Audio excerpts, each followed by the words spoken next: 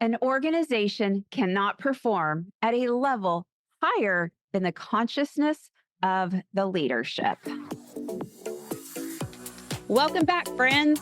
This is your place for cutting edge tools, exercises, best practices, and modern leadership strategies. Because when the world is changing, it's time to bring our leadership styles along for the ride. Whether you're a company leader, a corporate visionary, an entrepreneur, this show gives you new insights into the neuroscience and the language of leadership, plus practical steps and tips to lead your teams in a powerful way.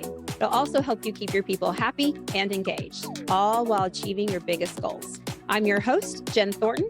I'm a talent strategist, a brain-based executive coach, speaker, and the founder of 304 Coaching. Now let's fix leadership. This is a powerful statement, and I wish I knew who had said it. I came across the statement while doing research the other day. And of course, it got me thinking about my own leadership consciousness and what it even means. And that led me down another rabbit hole, all while enjoying some free Wi Fi at Starbucks one Saturday afternoon. And then I thought, why enjoy this rabbit hole of research alone? So here I am speaking into a microphone, sharing it with you.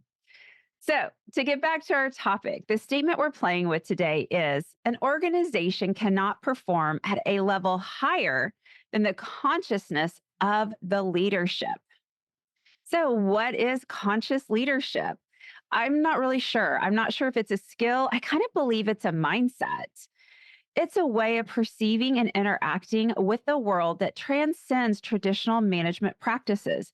At its core, this consciousness involves a deep understanding of oneself, one's impact on others, and the systematic interconnections within and with outside an organization. Maybe it's the elevation of self awareness.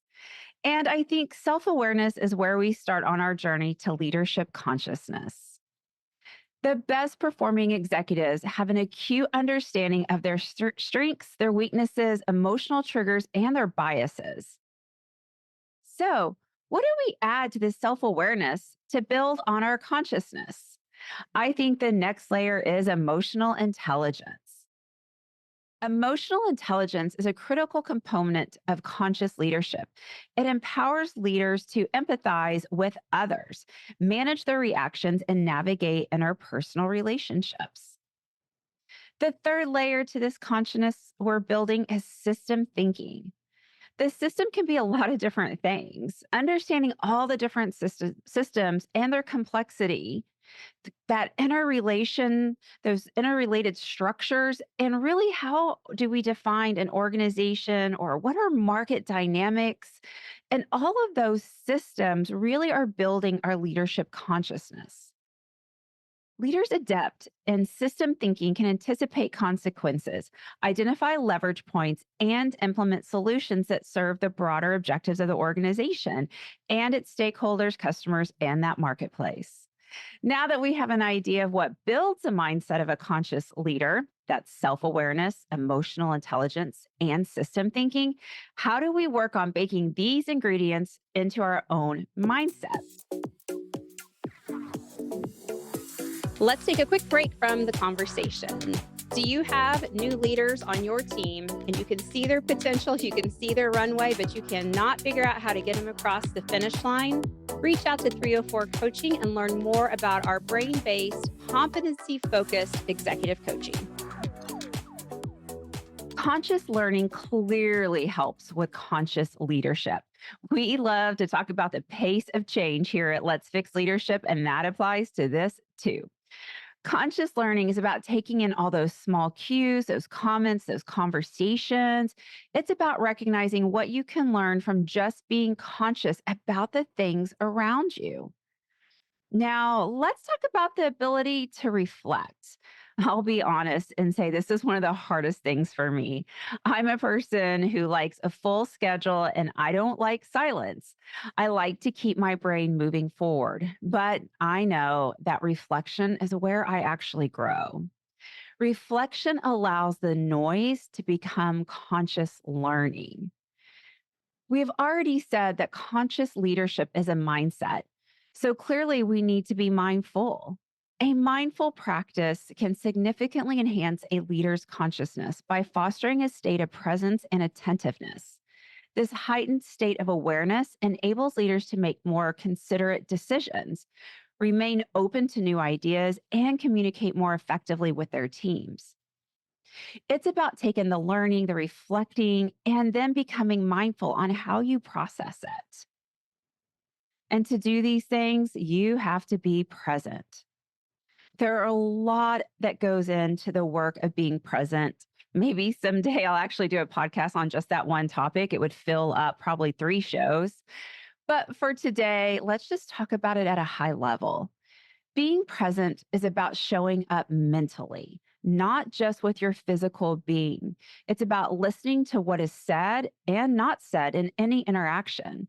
It's about being curious and being open to those around you. Let's talk more about being curious. If you are working on conscious leadership, you will have to be curious. Curious about yourself, which builds that self awareness, and curious about things around you. Ask questions you don't know the answer to. It's actually harder than you might think. If you want to learn more about questions you can ask that you will not know the answer to, I've done 2 episodes with just these types of questions. You can go back, check them out, and listen to them. And if you're curious about asking questions you don't know the answer to, you will have to embrace diversity of thought. Being a conscious leader is about knowing you don't know it all and you might know very little about any given topic. Embracing others' views will drive a higher level of thought within your team and it will drive innovation. So, as you can see, being a conscious leader is really about being a mentally resilient leader. It's leveraging the model of self awareness, emotional intelligence, and system thinking. As a reminder, the quote that inspired today's episode is: an organization cannot perform at a level higher than the consciousness of the leadership. We have to be conscious leaders and create environments where others can be conscious leaders too, because no one ever fixed leadership by closing down consciousness and self growth. Thanks for listening to Let's Fix Leadership. By hanging out with me today, you're already on your path. If you're looking to learn more and to see if your company is a good fit for our coaching and leadership education, then hey, visit 304coaching.com. If you got value out of this podcast, share it with a friend. And it would mean the world to me if you would leave a thoughtful review and a rating on iTunes. Thanks again for listening, and I appreciate your work in fixing leadership.